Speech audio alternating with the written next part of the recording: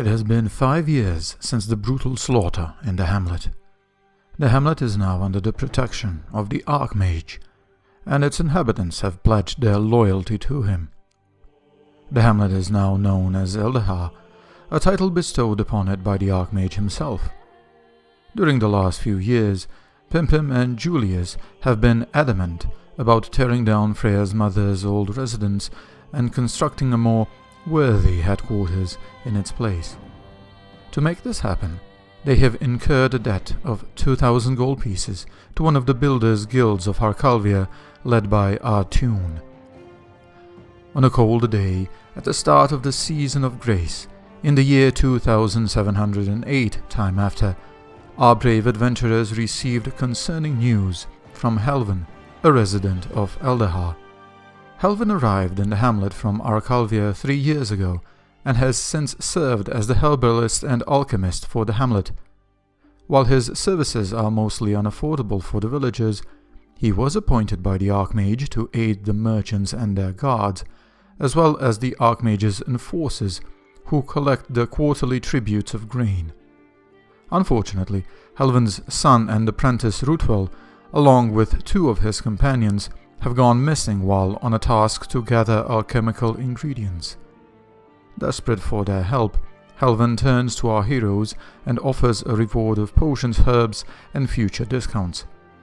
As the adventurers contemplate whether to accept this task, Artune, the leader of the builders from Arkalvia, approaches them with a separate matter.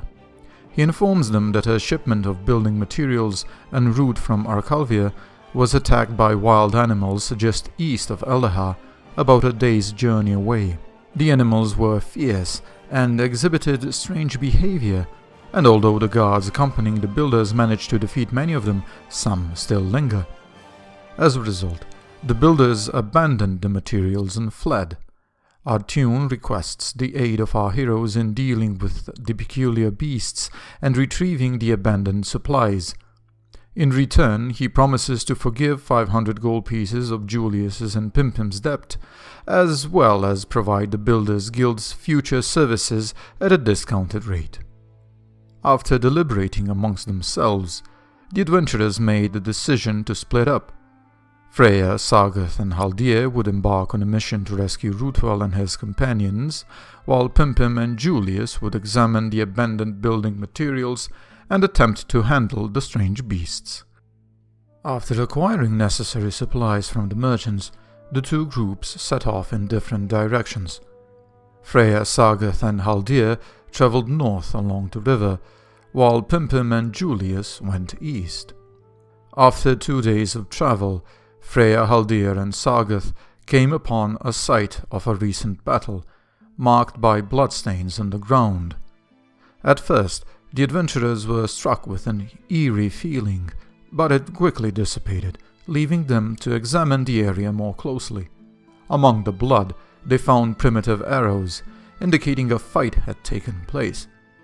Further investigation revealed a set of tracks leading northeast, which the trio decided to follow. As they continued on their journey, they were suddenly attacked by a ferocious pack of wolves, displaying unnaturally aggressive behavior. Despite Freya being bitten twice during the fight, they were able to defeat the wolves. While Freya began to skin the carcasses with her dagger, she soon realized that the wolves were tainted. Choosing not to take any chances, they left the carcasses behind and continued on their path. 7 hours later, Freya, fearing she might have contracted a taint, consumed an antitoxin. At the same time, about 30 minutes into their journey, Pimpim and Julius were forced to turn back to the hamlet. Julius was experiencing a bout of diarrhea and would be unable to assist Pimpim. Upon their return to Eldahar, Pimpim realized he would not be able to find the abandoned building materials on his own. He sought out Etrel, the son of Gilred, who was apprenticing as a hunter under his father and was familiar with the surrounding lands. Pimpim offered Etrel 5 gold coins to guide him to the desired location. Etrel agreed and, accompanied by Ghost, the group's mythical wolf, they set off towards the site of the abandoned building materials. At roughly the same time, Haldir, Sargoth and Freya reached an outpost filled with orcs and goblins. They waited until nightfall to sneak inside and scout the area. Haldir has scouted the camp successfully. A significant portion of the orcs and goblins have now gone to sleep. You're not quite sure where, but there has to be some place where they actually all retired for the night. There are two large camps, this one here and this one on the other side. Luckily for you, they are having a good old time, eating, drinking, singing songs. You have the feeling that these orcs and goblins really don't care about your little hamlet, or at least do not perceive it as a threat. Haldir, Freya and Sargoth deftly scale the palisades and successfully infiltrate the orcish encampment. Once inside, our trio spies an orc and a goblin who are obviously half-drunk as they share a few slurred words. Haldir and Freya exchange a knowing glance and silently move towards their targets. Haldir sets his sights on the orc, while Freya closes in on the goblin. It's a crit. Oh yeah, you definitely killed the orc. Okay, let's see. Oh! Haldir, you deftly grab the orc by his head and slit his throat. Okay. Freya, you try to do the same thing, but because the goblin is smaller, you actually kind of reach for him, but you stumble a little bit on the weeds and whatever. Okay. So you kind of end up here in between the two of them, and the goblin looks at you. The orc is already being killed, and he is just about to scream. I'll give Freya another chance. As a quick action. Okay. Don't roll it here! Don't roll it here! Roll it somewhere where dice can actually roll. Okay. Panic! Fear grips your heart. In real life. Oh my god. Wait, let's see if she has something as a warden. Wait. No, she doesn't. Freya. How much do I have to get? Oh, you need to get a lot. Oh my god. You need to get 12. 12! Yep. No armor. They literally have 0 armor on them. Oh, fuck. Small, sneaky boys. Well, goodbye. Can I charge at him when seeing what's happening? Yes, you can. It will make noise, but you can. Fuck it. I'll see that they are not doing anything. And I'm using precision strike to strike him twice with my precision strike. Hopefully it doesn't make too much noise. It probably did, but... You rolled a 51, nice! Roll the dice. Jesus Christ!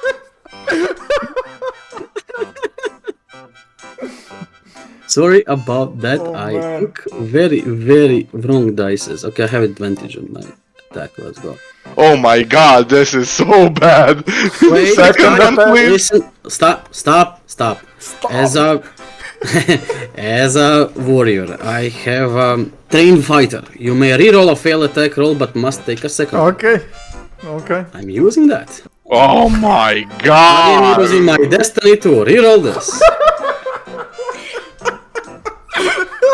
This is failing miserably already. Crit. He's dead! Is that? Okay, you killed the goblin. And we alerted the whole camp. There we are. After assassinating the two guards, Haldir and Sargoth discreetly conceal their lifeless bodies amidst the nearby bushes. As the group surveys their surroundings, everything appears to be in order. The sizable gathering of orcs and goblins huddled around their blazing bonfire remains oblivious to their presence, still merrily drinking and singing.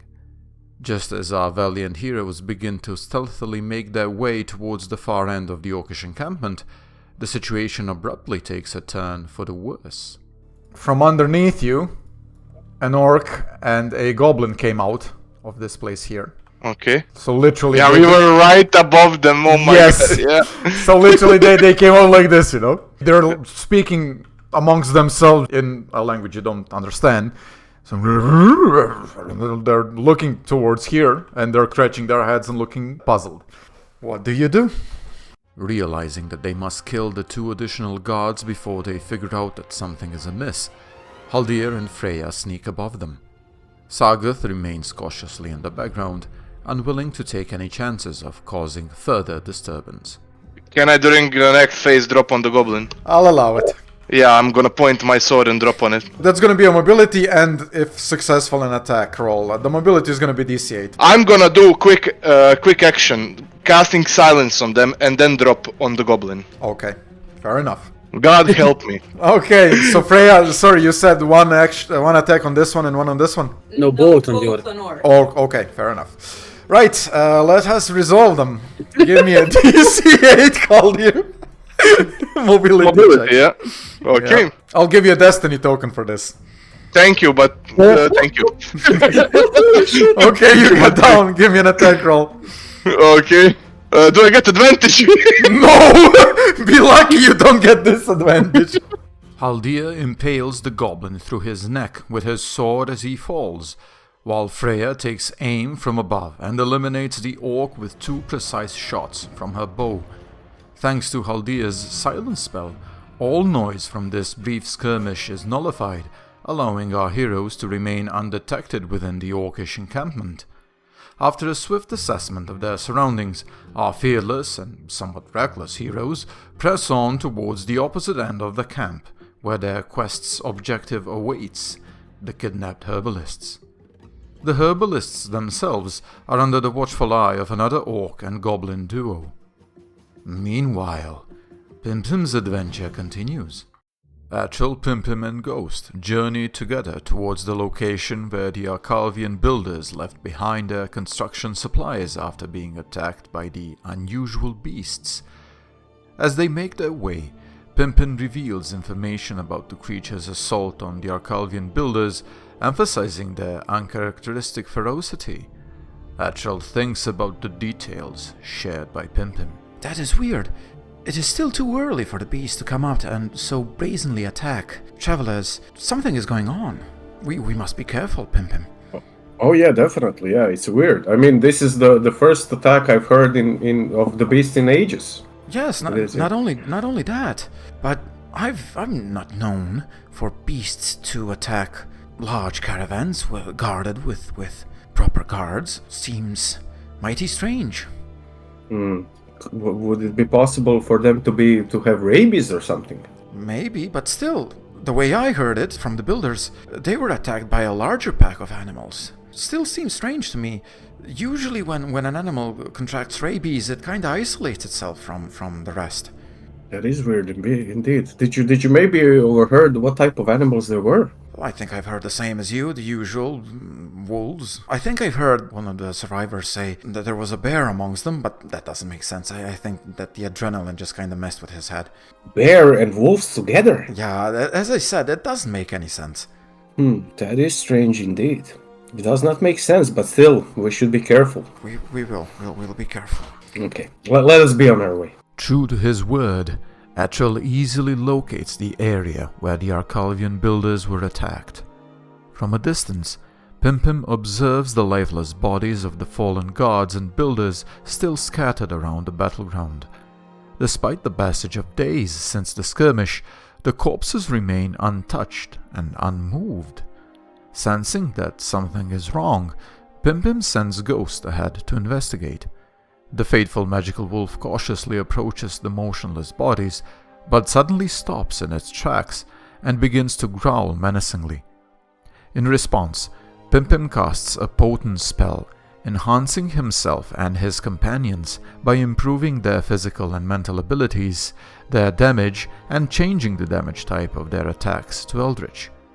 With a command by Pimpim, Atchel releases an arrow into one of the corpses, and to their shock, it rises to its feet, followed by the rest of the lifeless figures. It becomes clear that the fallen guards and builders have been transformed into undead zombies. Keeping his composure, Pimpim orders Atchel to take out the advancing zombies while they slowly retreat, maintaining a safe distance. Atchel successfully eliminates several of them, and Pimpim lets down his guard, believing the fight to be an easy one. However, their celebrations are short-lived, as they are ambushed by a pack of undead wolves from behind and a group of undead goblins from their left flank. Knowing they cannot outrun the wolves, and that the goblins have archers, Pimpim makes a stand, bracing himself for the imminent attack. Back to Haldir, Sargoth, and Freya. Our valiant heroes try to stealthily approach the orc and goblin guards who are guarding the captured herbalists. However, their luck soon runs out as they are discovered by their enemies. In spite of swiftly defeating the initial guards, more reinforcements are awakened and become aware of their intrusion. In a matter of moments, the entire orcish encampment is on high alert, and a substantial number of soldiers begin to rapidly converge on our heroes' location. Realizing that they cannot retreat the way they infiltrated the outpost, they release the herbalists and press on towards a side exit, only to stumble upon another group of orcs and goblins gathered around another large bonfire at the base of the outpost. Exhausted, stressed, and terrified, our heroes are unable to overpower all of their opponents before Sargoth and Haldir succumb to enemy blows. In a selfless act of gratitude, the newly freed herbalists join forces with Freya to take down the remaining guards and stabilize the wounded Sargoth and Haldir. After defeating the remaining foes in their path, they hastily carry the unconscious Sargoth and Haldir to the nearby hamlet of Eldahar, evading any pursuing enemies. Upon successfully returning the unconscious heroes to Eldahar, Freya herself succumbs to exhaustion and collapses. Back to Pimpim. Pimpim transformed into his monstrous form and charged at the undead goblins, while Ghost dealt with the remaining zombies and Etrel fought off 2 undead goblin archers. Despite their bravery and composure, the group was outnumbered and overwhelmed by the sheer number of enemies. In the chaotic battle, Pimpim was knocked unconscious and left for dead. Etrel was not as lucky, as he was struck by 2 arrows and lost his life. Ghost managed to defeat the last of the undead and kept watch over Pimpim while he remained unconscious. 2 days later, Pimpim regained consciousness. He then took Etrel's body and placed it on his cart, covering it with a blanket. Guided by a ghost, he started traveling back towards Eldahar. Along the way, they encountered 3 hunters, led by Etrel's father, Gilred. Pimpim explained the events that led to Etrel's death, causing Gilred to break down in tears and carry his son's body back to the hamlet, all the while sobbing uncontrollably. On the 20th day of the 4th month, Haldir and Sargoth awoke from their unconscious state. To their surprise, they found themselves inside the home of the alchemist Helvin. The only reminders of their near-death experience were the scars and sharp pains coursing through their bodies. Looking around, they saw Ruthful, the alchemist's son, and his 2 companions tending to their wounds and preparing alchemical potions. Upon noticing their awakening, Ruthful greeted them and explained that he and his friends helped Freya bring them back to the hamlet. Haldir and Sargoth then asked about Freya's whereabouts, to which Ruthful replied that she was already back at her headquarters. They also inquired about Pimpim and Julius, and Ruthful confirmed that they had returned to the hamlet as well. Leaving the alchemist's shop, Sargoth and Haldir headed towards their headquarters. Outside, they found Julius and Freya and immediately asked what had transpired. Julius revealed that he was unable to accompany Pimpim on his journey due to a severe case of diarrhea, forcing them to return to the hamlet. However, Pimpim had bravely continued on his quest alone and had succeeded, but something terrible had happened. When pressed for further details, Julius and Freya suggested that they speak to Pimpim himself. The 4 of them entered the headquarters and found Pimpim lost in thought, muttering to himself as he'd tried to make sense of what had occurred and if he could have done anything differently.